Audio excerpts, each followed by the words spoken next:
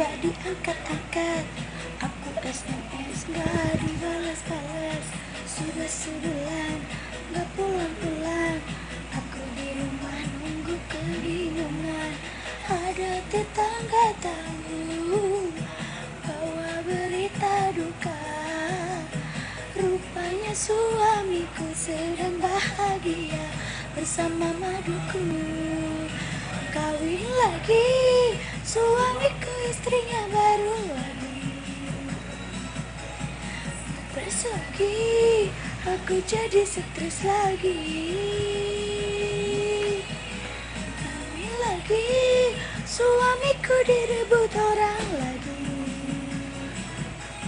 Nangis lagi, aku jadi nangis lagi. Hancur, hatiku hancur, rasanya aku ingin kabur. Sakit, batinku sakit,